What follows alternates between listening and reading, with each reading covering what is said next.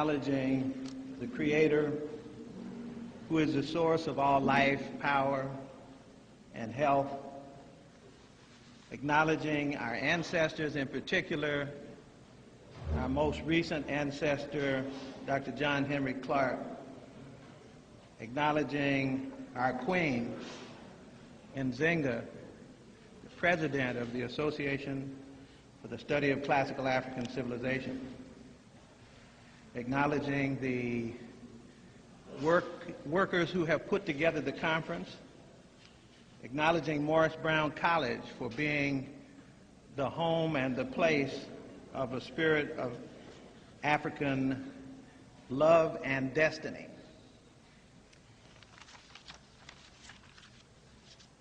I got a letter dated July 24th from the President of the Association for the Study of Classical African Civilization. And it is because of that letter that I shaped my presentation for this afternoon. She is a vigilant person situated in a place where you can see trends, where you can see things happening all over the country, and in fact all over the world. And I want to share with you some parts of that letter. Thank you very much. And then I have some fairly specific things to say in response to it. She said, "Dear colleague," and this letter went out to a number of those of us in ASCAC, so I'm not the only one that got the letter. She said, "We know you're busy, but it's a critical time that you take out 5 minutes to read this letter. We are writing about the growing assault against Afrocentricity as a discipline and a recent attack against your work on black history and culture. We believe that it is imperative that black scholars organize an effective offensive to address these issues. But before we consider this, let us first clarify the nature of the problem." Then she cites, number one, Supreme Court Justice Clarence Thomas recently stated in an interview that he avoids hiring as law clerks applicants who have taken courses on race or African American studies. And then she attached the news article where Clarence Thomas is quoted as having made that statement. Two, the University of California Regent Ward Connery, who campaigned for an end to race-based college admissions in California, has called on the University of California system to re-examine ethnic studies programs and other race or ethnic-based pursuits. And of course, what you know that means is the hope for elimination of those departments and courses where African people have an opportunity to do the research, to study themselves. And as you know, Ward Connery is a Negro regent. Number three, Mr. Eric Martel, who is a high school teacher in Washington, D.C., has written to thousands of schools in the United States condemning Afrocentricity. And in his letter, he provides a list of black authors from Tony Browder to Francis Cress Welsing and their publications, and requests that the teachers and administrators remove these works from classroom libraries. So it's not just Tony and Francis, but if you saw the list, it's almost everybody that you read. That those are the books, Dr. Clark's book, Dr. Jop's book, John Jackson's books. Those are the books that were identified on this list, and this letter actually went out. I have copies of the letter asking that those books be removed. In other words, that Africans and no one else should have access to the writings. And it's a high form of censorship, of course. Then she says, number four, since 1989, every major newspaper, magazine, and journal, as well as countless television and radio talk shows, have engaged in a broad-gauged, unilateral assault against Afrocentricity. Only one major magazine has provided a proponent of Afrocentricity an opportunity to publish his opinion. So if you listen to talk radio, if you listen, and if you read, you'll know that our president was confirmed in what she said. The attacks have been going on actually for a long time, at least for a decade, in a fairly intense way. Number 5, several books have also been written attacking Afrocentricity. Among those are the book by Arthur Schlesinger, The Disuniting of America, which has a rogues gallery with pictures of some of the African scholars, including mine, I might add, and an argument that the African scholars are responsible for pulling the nation apart by the mere fact that African tradition is studied. The book Not Out of Africa by Mary Lefkowitz, which challenges the fundamental notion that Africans are Africans, that those people in the Nile Valley who erected pyramids were actually African people. Presumably they were Europeans who managed in their spare time to leave home and come to Africa and build things in Africa that they were never capable of building at home. And after building them, then they went home and forgot about the fact that they had built them. And then there is Black Athena Revisited, edited by Mary Lefkowitz. I'm not sure if it's Mary Lefkowitz only, but I think there were 2 authors of that. And then there's the book The End of Racism by Dinesh D'Souza, who comes from the country that gave us the caste system in India, and is now telling us that there is no racism in America. Something that I'll say about him and others in a moment. And then finally, Sister Nzinga speaks about Stephen Howe, an Oxford scholar who has written a new book, and this one has just come out, called Afrocentrism, Mythical Past and Imagined Homes. She says, this is by far the most comprehensive, provocative, and demeaning assault against black scholarship ever published. It is a dangerous attack on most of the work of our elders and on most of our contemporary scholars. Because of the way it is marketed, we believe that the author and publisher expect African Americans to purchase the book and trigger a national controversy by our response to it. Although we believe that the book must be critiqued, we are urging black people not to publish it. You say, how do I get it? Well, you borrow a copy from the library. I can't tell you to Xerox it because that would be illegal. I said I can't tell you to Xerox it because that would be illegal. In addition to the above, many of our black studies programs and departments are threatened with extinction. In fact, some are already extinct. Some of the core African studies departments are extinct. Those that are most African are those that are at greatest risk of being extinct, even as those that advertise themselves not to be African are being more fully funded. In spite of the growing threat to our publication and discipline, few black scholars have spoken out in defense of our tradition and our work. It is the opinion of the ASCAC board that this state of black indifference and denial in the face of growing menace that could destroy everything we have fought for can no longer be sustained. We must fight. Now that's in bold. That's bold, so I said it that way. In the spirit of Dr. Clark, Dr. John Jackson, Dr. Chancellor Williams, and countless others who have joined our ancestors. So here in Los Angeles, we have formed a steering committee of ASCAC to address the issues above. We've already outlined a national plan of action, but before finalizing it, we want to convene a meeting, and they talk about the meeting and when it would be called and where. So it is in part in response to that I would like to add some information and some perspectives of my own, because if we truly understand the nature of the struggle that we are a part of, It's really not a struggle per se about information. It's a struggle per se about unity, about bonding, about the connections of the African family to itself. That has always been the problem. Our existence as a people is what the problem is.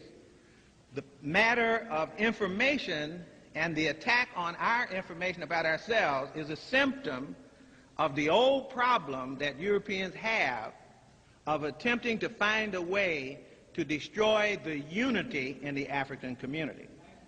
And so we came into this world evolved as members of families, either little families or big families. Sometimes we call them tribes, sometimes we call them nations.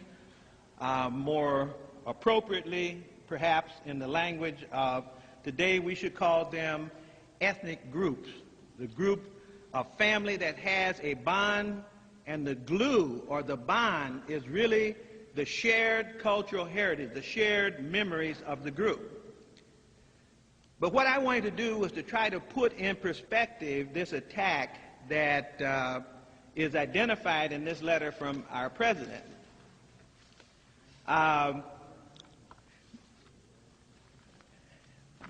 Most of the people mentioned in the attack come from a common group of people. In fact, what I would ask you to do if you have a piece of paper, just so that you can keep track of this, and also so that you can accept an assignment that I will suggest after I have finished. I apologize for not having this on a handout or on an overhead, but I think you'll see that it will work okay. I want you to draw a little rectangle at the top of the paper. If you have lined paper, the rectangle should cover about part of 2 lines, because you're going to have some things coming down under this. And in that rectangle, I want you to write the Heritage Foundation. The Heritage Foundation. Now, some of you know what the Heritage Foundation is. Founded in 1973, and it was the group that gave Ronald Reagan his blueprint for action. Recently, the Heritage Foundation has published a book that you ought to have, and it is called The Power of Ideas. In that book, they brag that beginning in 1980, they shaped the national agenda at about 80% level. About 80% of the national agenda was shaped by the Heritage Foundation. They told Reagan what his blueprint would be, and a dutiful actor that he was, he read his script. And in reading his script, initiated certain things which include us. I'll get to us in just a moment, because you may wonder, what has the Heritage Foundation got to do with us? You'll see it has a great deal to do with us. The Heritage Foundation, and you should draw some lines at an angle off the top of your box so that you can write the names of some of the people who gave millions of dollars to the Heritage Foundation to do its work. You should, on the first line that you draw, put Coors Beer. Adolf Coors. Adolf. We had another Adolf in history. Coors Beer. Adolf Coors. Leading funder of right-wing causes. Got in trouble because of some of the advertisement that Coors Beer was making. They had to back up, and then now they come out with a calendar for Black History Month, but don't be mistaken what the agenda is. Scafee family. You recognize the Scafee family because they're behind the support of Kenneth Starr in the attack on the current president of the United States. So these are people, and we're talking about foundations that have hundreds of millions of dollars to spend on their agenda. The Bradley Foundation from Milwaukee, hundreds of millions of dollars to spend, and Coors, Scafee, and Bradley all contribute to heritage. The John Olin Foundation, hundreds of millions of dollars to spend, and it also contributes to the Heritage Foundation. So if you'll put on those top lines Coors, Scaife, S-C-A-I-F-E, Bradley, and Olin. Now I want to tie some of these together with some of the things that were mentioned in the book and with the mission of ASCAC, because whether you know it or not, to my knowledge, there is no group of scholars anywhere in the world currently under attack for writing their history other than the Africans who are working in the United States and in England mainly. Nobody else is under attack for writing their history. And let me say this, everybody who writes their history, no matter who it is, will be under attack. I'm talking about every African who writes their history will be under attack. At one point, one of the strategies was to make it seem that it was a group of rump scholars who didn't know what they were talking about, that were making all these wild claims about the study of ancient Egypt, and that Egyptians were people who were black people. Brother Obadele Williams and I did an article once called "The Struggle to Bring True African History into Being," and that's published as an occasional paper of ASCAC, and in it, the names of those scholars who have always taken this position, going back to Martin Delany, W.E.B. Du Bois, and so forth, the scholars who, with the so-called impeccable credentials, whatever that means, have always argued, if they have studied that question, that the Africans of the Nile Valley were black people. And I also wrote another article called "Bringing Ma'at" for the Journal of African Civilization, because they were floating this notion around on their propaganda machine that it was only a handful of guys who were out here and few women writing this kind of material. And in fact, what we found is the overwhelming opinion of those who have studied this, it was very clear that we were simply in keeping with a long tradition, buttressed by new information, which is even more compelling than our ancestors had when they began to do these things. Now, the Heritage Foundation has had people working for it. Murray worked for the Heritage Foundation, Charles Murray. Okay, in case you don't get it, Charles Murray is the one that wrote several books, one called "Losing Ground," which was a study that intended to frighten white people that they were losing ground to black people as we got more freedom. But the one that we all know is the book "The Bell Curve." So the Bell Curve was funded in part by the Bradley Foundation, who funds the Heritage Foundation, a place where Murray also works.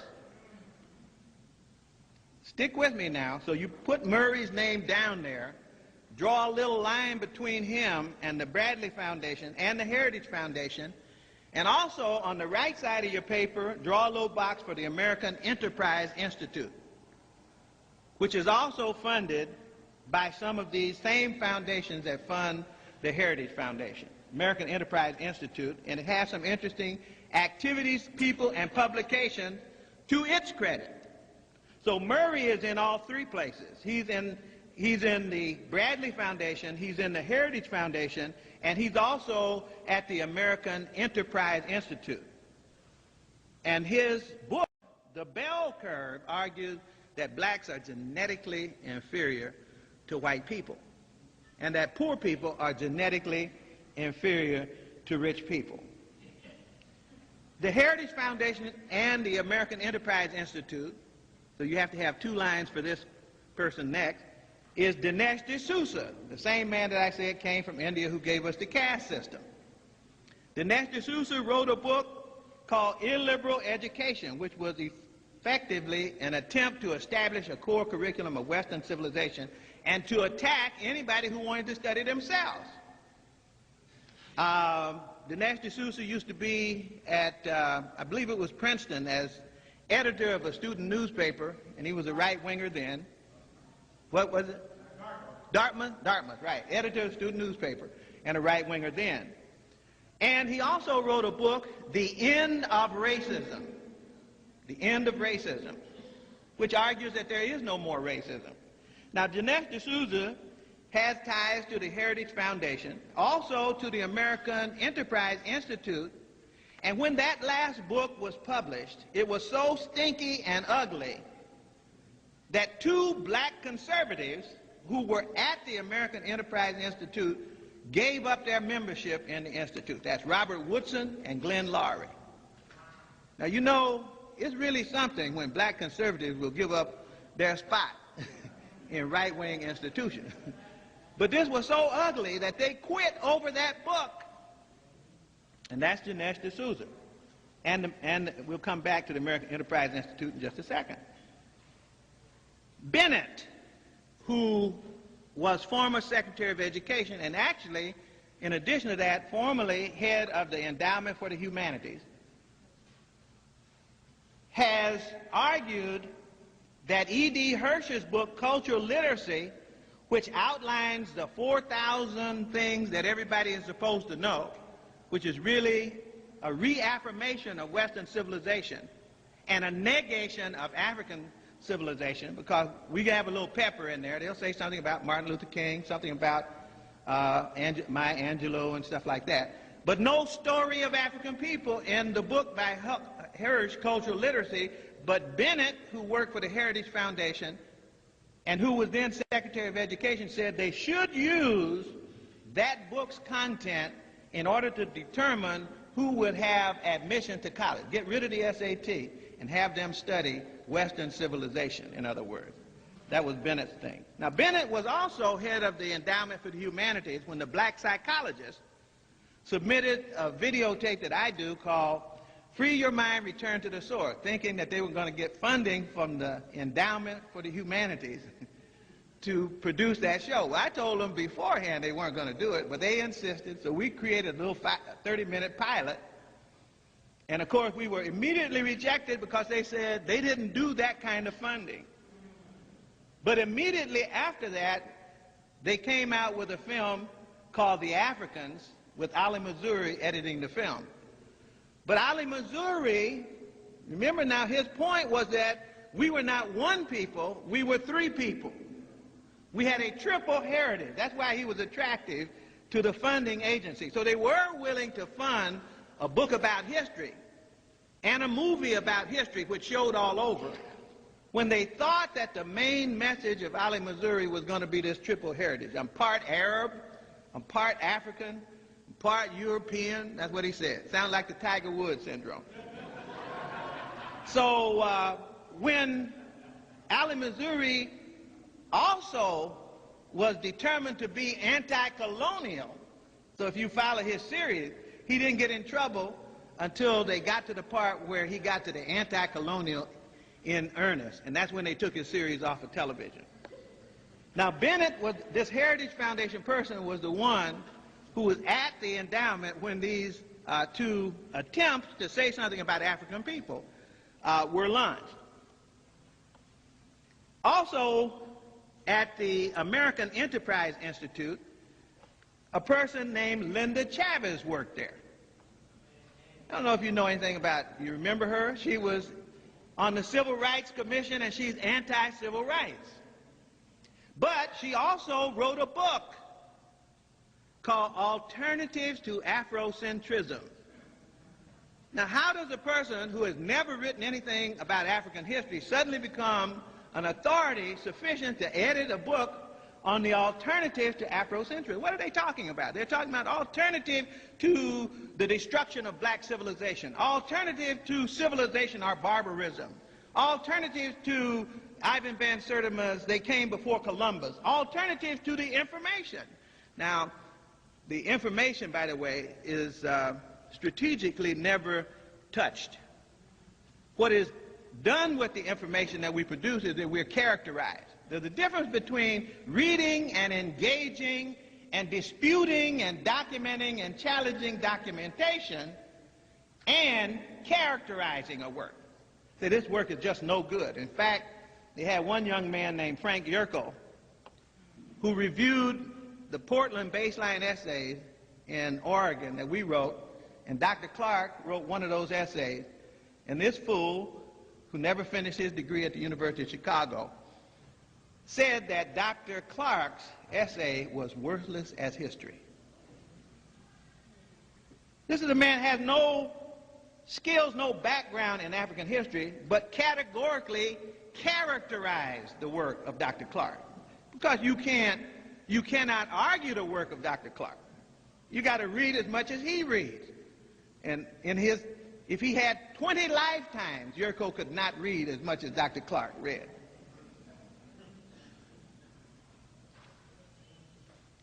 The American Enterprise Institute, followed by the Olin Foundation. Now remember, the Olin Foundation is one of the funders of the Heritage Foundation.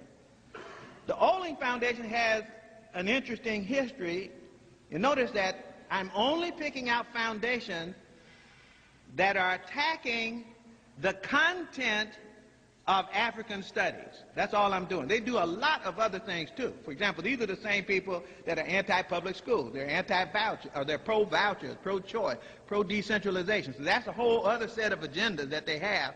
And you need to pick up this book by the Heritage Foundation on the power of ideas in order to understand what their full agenda is.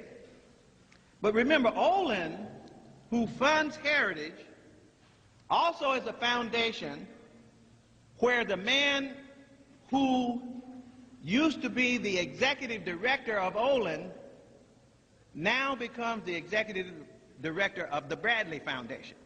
I'm trying to tie all these foundations together.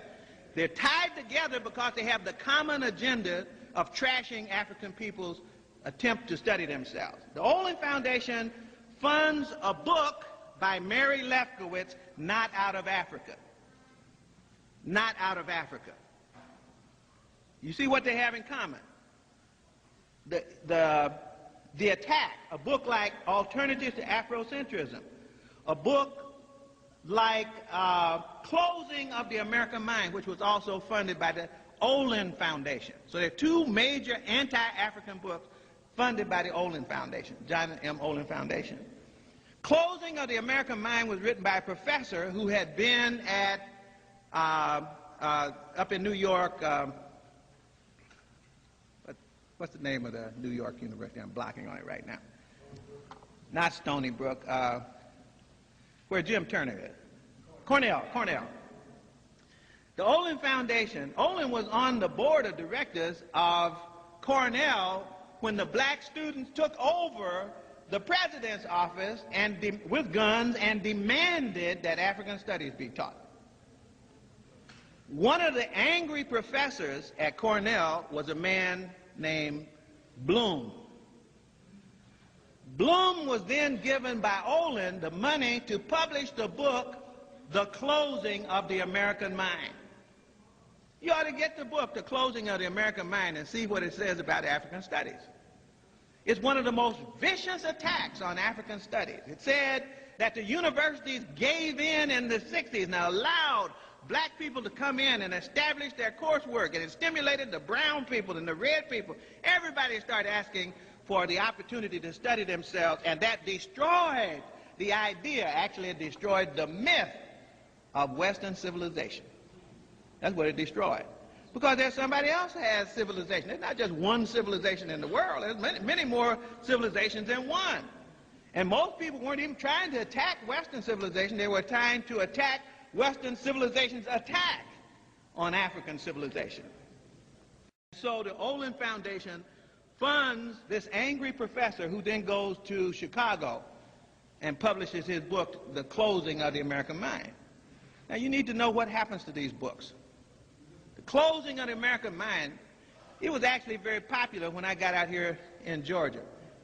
Presidents of colleges all over America had this book, and they called meetings of their faculty. You know, I don't remember the whole time I've been in academia another time where presidents have called whole faculty meetings so that someone could discuss a book. And this book was about the threat to the content of the curriculum of colleges and universities. Closing of the American Mind. And then, of course, Not Out of Africa. We've also had another book that is highly recommended and is tossed around in academic circles, and that's a book by E.D. Hirsch, Cultural Literacy, which argues that Not so much that the black curriculum is wrong, but the white one is right. And that if you establish what the white one is, then that will leave out any room for this other curriculum that African people are talking about. Now, there's another book that followed out of Lefkowitz's book funded by the Olin Foundation, and that book is called Black Athena Revisited. And the purpose of that book was to get Bernal. See, because they had one white guy that looked like he was agreeing with us, and so they had to wipe him out, or attempt to wipe him out. Actually, there were more than that if they had known their history. There were, Godfrey Higgins, they had Gerald Massey, and they had a whole lot of other people, including Basil Davidson, who gradually has begun to move up with some kind of support. But that's not the issue for us. The issue for us is what it is that we want to say about ourselves. Now, let me say this. The Heritage Foundation, just so that we'll stay in tune, is the home of Clarence Thomas. So Clarence Thomas's ideas existed before Clarence Thomas became socialized by the Heritage Foundation. In fact, I know when he got introduced to the Heritage Foundation. 1980, there's a book called the Fairmont Papers. And there are about 15 or 20 Africans who were called to a meeting on African leadership, black leadership, and black history by white people. And the person who called the meeting, who chaired it at least, was Ed Meese from the Reagan administration. So can't you see this? A meeting about the new black agenda being called by the right-wing Republicans, chaired by Ed Meese, to which all these brothers went to audition. One of those who auditioned at that meeting was Clarence Thomas, Clarence Pendleton, Tony Brown, I think Thomas Sowell was there and something. There were names that you would recognize. And so right after that meeting in 1980, many of these people became very prominent. They could get on any kind of television program, write any kind of book, publish any kind of thing they wanted to publish, because they're supporting what? The ideology developed in these right-wing foundations. For example, Clarence Thomas argued that some of his legal positions are rationalized by a position on natural rights. You have to go back into Heritage Foundation documents to find out when natural rights became the primary theoretical basis upon which public policy and law should be based. It's a little hard for me to believe that Clarence Thomas came up with some of this stuff on his own out of Pinpoint, Georgia. Thomas Sowell and Walter Williams, these are all people who are associated with these foundations. Now there are a number of writings where what I'm saying has been laid out. For example, there's a book called The Manufactured Crisis by David Berliner. It has a chapter in it as to why it is that certain kind of attacks are being made on public education and what is the role of these different people in it. In fact, it dissects the right wing and tells you all three branches of the right wing, names, organization, just like I'm telling you right now, what the name of the organization is, what its program is, what its publications are, and these are things that we need to know. In other words, if you don't understand where the source of the problem is located, then you might take one of these people who are peripheral to the whole operation, go after that person, and the source is still intact. That's why I'm saying these things. Let me give you an example of one publication in addition to the one I just mentioned. There's an outfit called Rethinking Schools. This last one is called Selling Out Our Schools. But it has a lot of articles in here on the right wing. And let me say this. Just because I'm talking about the right wing doesn't mean the left wing is any better. Let me just say that. Don't believe that just because the right wing is the one that is prominent right now in the overt anti-African bias, that the left wing is any better. Both wings have no interest whatsoever in having us recover our historical memory. And they will do whatever they have to do. Schlesinger comes from the left with his book, Disuniting of America.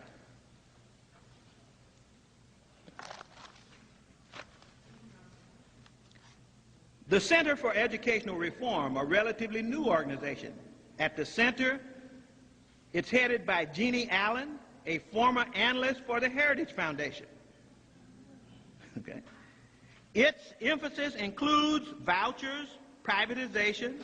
The center also helped form the Educational Leaders Council, a group of conservative school board chiefs and state board members that's based in Washington, D.C.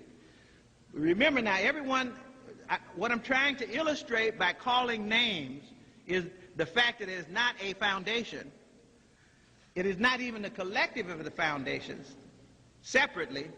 It's the interlocking network of people within those foundations that have a grand strategy that's being executed as manifest in at least their publication records, but also in the propaganda that goes out over talk radio, propaganda that goes out in news magazines and so forth. Here's another one. Center for the Study of Popular Culture, founded in 1988 by former leftists. These guys used to be on the left wing, David Horowitz and Peter Collier. This center is the pit bull of right-wing think tanks. It focuses, now notice where they focus. Some of these think tanks focus on things like flat tax. That's Steve Forbes. And you got some right-wingers that are in there with him. But I'm not worried about those. What I'm concerned about are these that have cultural agendas. And what cultural agenda means, anti-African agenda. So that they have, in this Center for the Study of Popular Culture, it focuses on cultural issues, and it led to the attack on the Corporation for Public Broadcasting and the National Endowment for the Arts. Remember when they wanted to take all the money away because they didn't mind their people getting grants, but they didn't want our people to get grants. The Educational Excellence Network, listen at the names of these. The Educational Excellence Network, a project of the Hudson Institute. You're going to see brothers tied up in the Hudson Institute. The network was founded in 1982 by Chester Finn and Diane Ravage, Miss Daisy. Diane Ravage. The network, remember Diane Ravage is the one that attacked the Portland baseline essays. She was the one that attacked the multicultural curriculum. Lynn Jeffries in New York, when they were trying to put that together, she was the main pit bull. Now she has something, or I remember right after that, in fact, I went to one of those meetings, left the meeting, and I caught the a radio show where they were reading from this Educational Excellence Network, and until that time she had not known anything about the Portland baseline essay. Didn't realize that we had already had Dr. Clark, Van Sertima, Julian Ewell, a whole bunch of people out in Portland. We had put a whole curriculum together outlining the story of African people from the beginning of time to the present. So instead of being able to block that, it was already in place. Then they had to figure out how they could unravel that. And so they began then, these same people began an attack in Portland until they finally destroyed the Office of Multicultural Education with Carolyn Leonard and effectively blocked the further development of the curriculum effort. But by that time, we had already got our stuff out, and it's all over the world. So Chester Finn and Diane Ravage, this network emphasizes privatization, vouchers, charters, standards, and a, quote, core curriculum centered on Western civilization using the work of E.D. Hirsch. And it included people like Al Shanker, who was head of the teachers union, which is in large urban areas, largely African. And so we began to find AFT putting out anti-African arguments against the infusion of African content in school curriculum. Some of the bitterest papers came out of that area. And here we find that Shanker himself is a part of the Educational Excellence Network, and Dennis Doyle, who is based in Indianapolis. Let's look at the Hudson Institute, founded in 1961. It's an old one. For many years, Hudson focused on national security, international affairs. It now also has a strong emphasis on domestic issues, including education.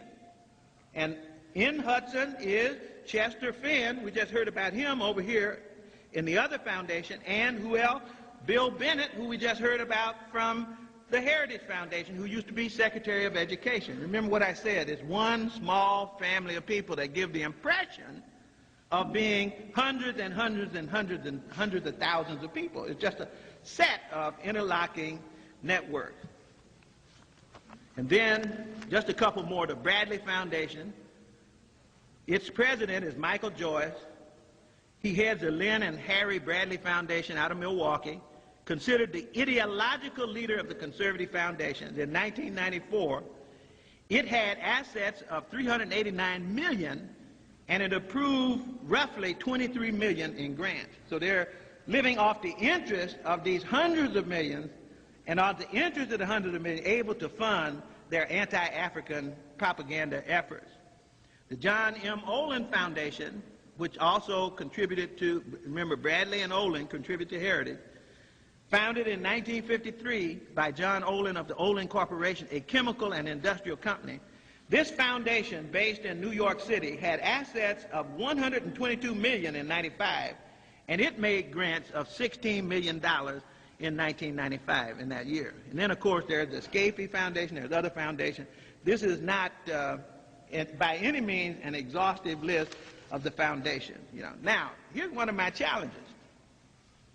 One of my challenges is that, see, one of the things that you could do, what they've tried to do with their strategy, is to tie down the African scholar. See, if they take some little poot-butt scholar, comes up with a jumped-up book, and then all the African scholars go over there to try to chase this one person, then when we get there and beat them up, then there's somebody else that will be sent out. Another pit bull will be sent out. In the meantime, you can't do your reading, you can't do your writing.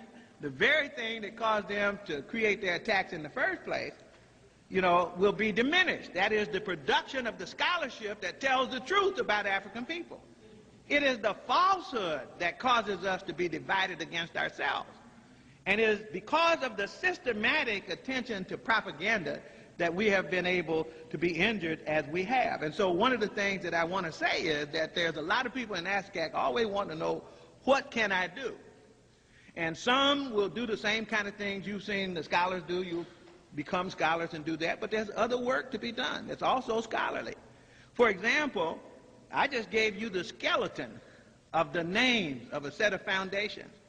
I can see a whole board as big as that wall with all these foundations on it, with the board of directors on it, with the names of the people who are the writers, with the publications that they've done, with the lines that tie them together. Why? So that our people can understand the nature of the battle that we're in. We don't understand that because we don't have the big picture. And we think it's some little poot-butt person over here in the corner that's coming up. Like Howe is a poot-butt. He's from Oxford. But that's part of the strategy, too. See, the strategy started out about 15 years ago. Most of the attacks on African scholarship came from the newspaper editorial, magazine editorial, talk show host. That's usually the first line of attack. Think of it as a well-organized army.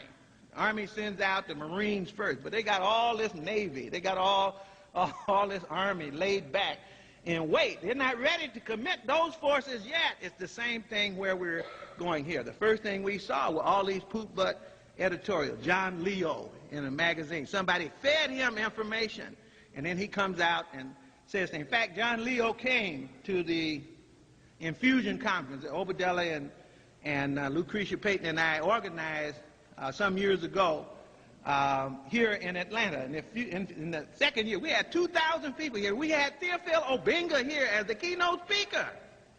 And John Leo was sitting in the audience. I didn't even know he was sitting in the audience, but came back and wrote this article, but he couldn't say what Obenga said. That was the place where Obenga delivered the lecture, The African Origin of Philosophy.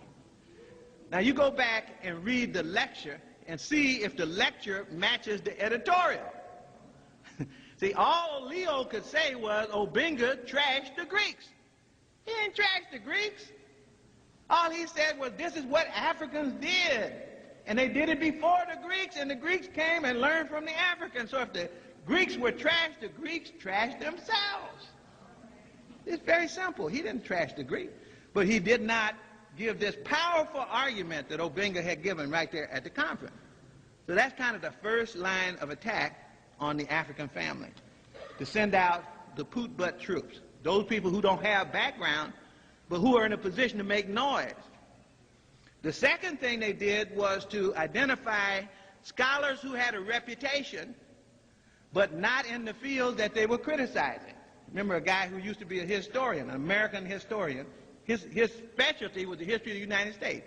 I think his name was O'Neill from the University of Chicago. He didn't know anything about Kemet, but he's trying to criticize scholars who write about Kemet. And he's trying to use the prestige that he had earned over here in American history to comment about Kemetic history. Stupid! For anybody who knows anything about it. Then, of course, they moved into using people who knew something about Egypt, like Yerko. Frank Yerko is now director of the Field Museum, or was, in Chicago. He was a student at the Oriental Institute in Chicago, where you study Egyptology. But the word on the street was that he was never going to get his degree. And so far, I don't think he ever has. But then he, as a junior person, could be run out there to do battle with the Africans. Why do you suppose they did that? Why didn't the full professors of Egyptology come out and do battle with us? Why do you think they didn't? Because in 1974, they tried that. They had all of those great professors in Cairo at the Cairo Symposium. And Sheikh Anta Diop and Theophile Obenga kicked them from one end of Cairo to the other. Get the UNESCO General History of Africa and read the minutes of the meeting of the Cairo Symposium. And it's very clear that academically, the Africans were the only ones that had anything to say. And that's what the reporter said. He said everybody who came to this conference knew that this was going to be an academic argument about the race of the ancient Egyptians, whether they're black or white people. She said, but we've been here now for several days, and only Obenga and Diop have done their homework. So there was a real lack of balance in this discussion. In other words, when they got 20 Egyptologists, only 2 Africans among them, in the same place, looking at the evidence, all the evidence of their critics fell apart. So now, do you think those same people are going to want to come back and do much debating anymore? No. The Temple University Conference, we brought them in there too. They had Brother Malefi and Brother Finch, Brother Maulana, and then they had people like Ashtor, the great Assyriologist, Mudimbe, the Negro African, was there.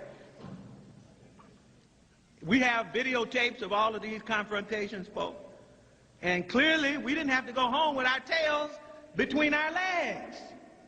The videotapes are overwhelming proof of the fact that we can stand our own ground when they get their best up against us.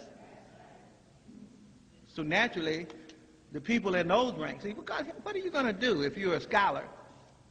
If you're a scholar and you have, you've been studying pottery all your life in Egypt.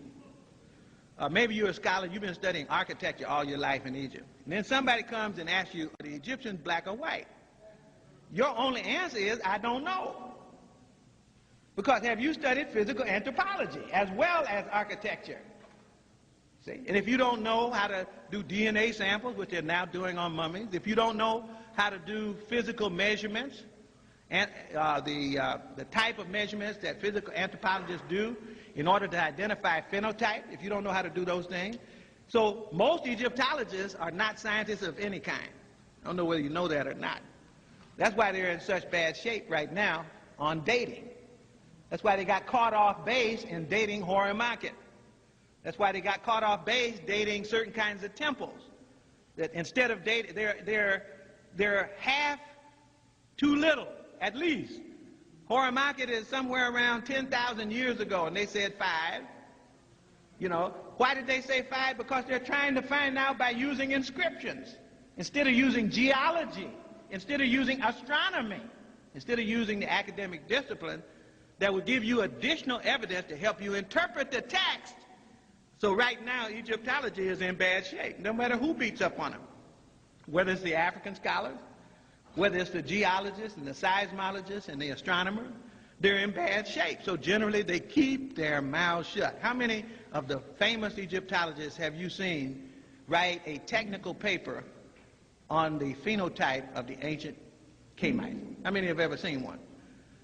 See? They just don't do it because they are unprepared to do it. And that's why Obenga and Jock, who had the multidisciplinary skills and science in addition to the multidisciplinary social science skills, were able to integrate all that information and to do things that cannot be published now. All they can do is characterize it. They can say, that's not good, that's not good enough. That's characterizing, not engaging and challenging the documentation. And then, of course, now what we have is academic propaganda. If you read Mary Lefkowitz's book, Not Out of Africa, if you read Lowe's book, forget the exact title of that book that just came out, if you read those books, you'll see they call every name in the book. Lowe's book is a joke. They call, I don't know how many names. If you ever picked up a book on Egypt and you're black, your name is in the book. So you're in the bibliography. All the names are out there. Runoko is in there, you know. I'm in there. All of us in there in the book. But the thing that you find is that the citations that are made apparently have not been read. Okay? They're not quoting and said, this is what they said, here's what's wrong. In fact, one of the things they said about my writing is that I said that the study of ancient Kemet, I think I did it in a publication right over here, Phylon. I said, why Kemet? I said the study of ancient Kemet will give us a cultural base from which we can reconstruct our educational process. He said, he even said that. I'm guilty, I said that. And I'll say it again. And it is, and it will.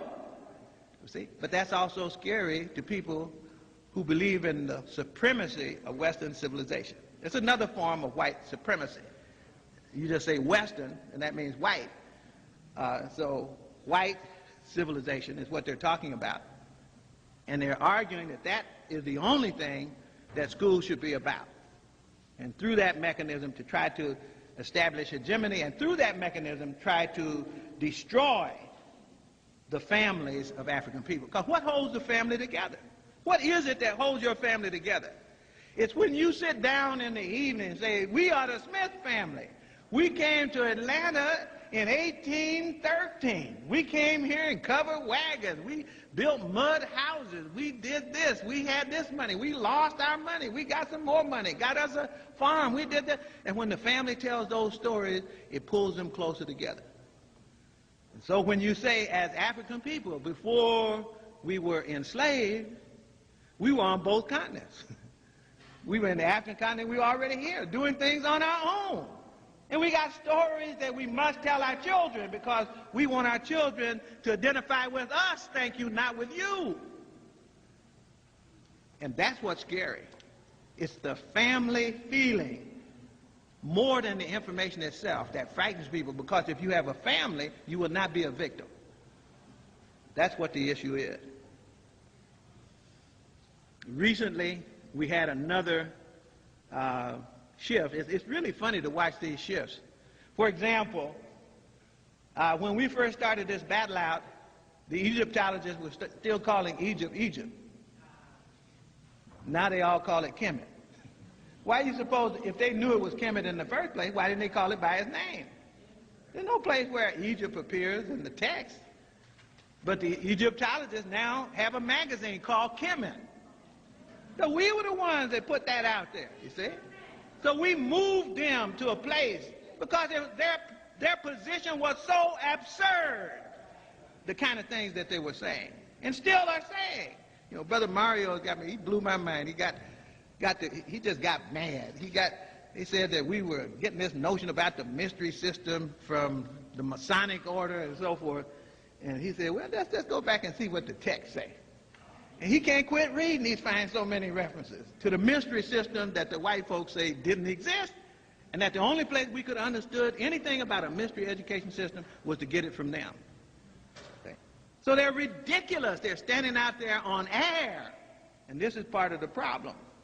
So they had this one little exhibit, and it was kind of funny to me because for once they pulled together Egyptologists, including the interesting Frank Yerko in Indianapolis, and there's a little book that's been published called Egypt in Africa.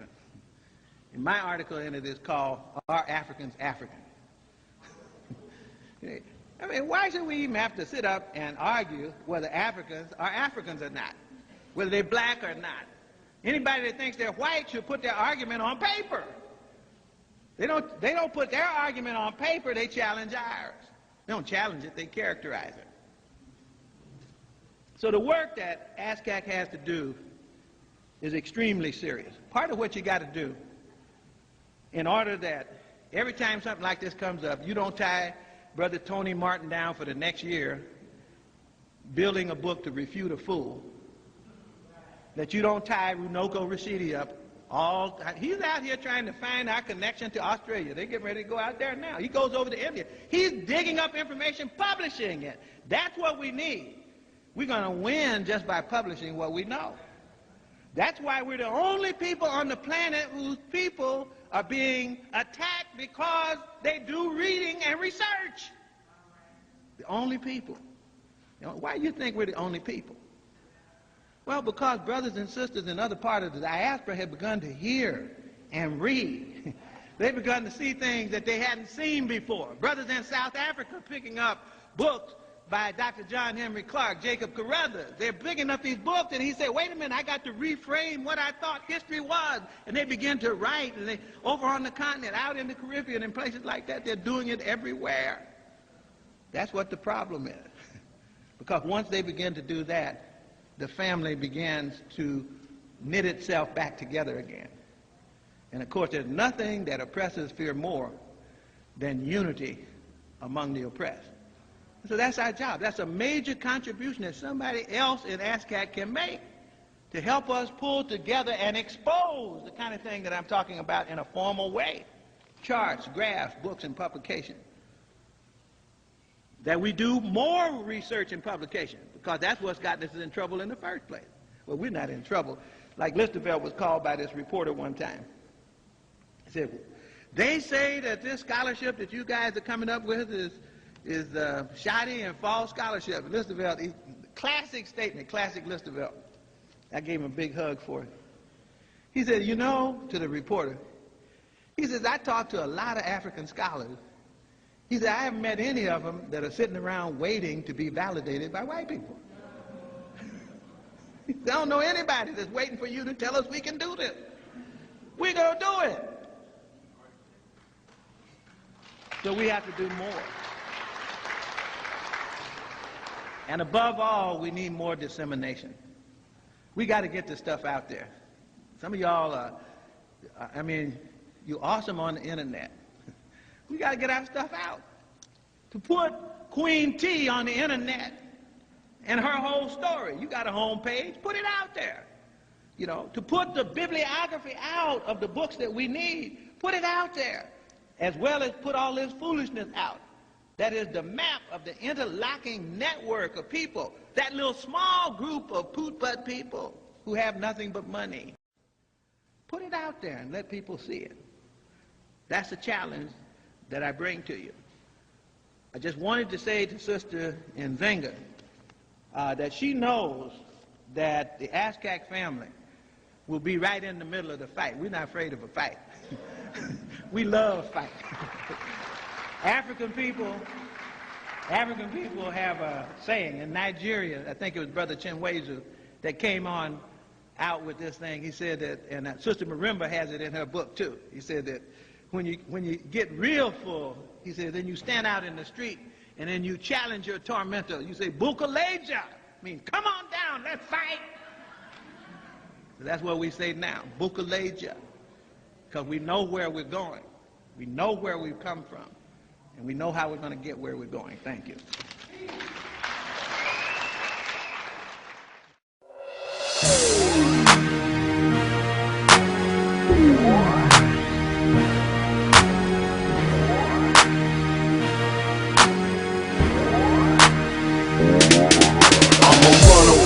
slave, runaway slave.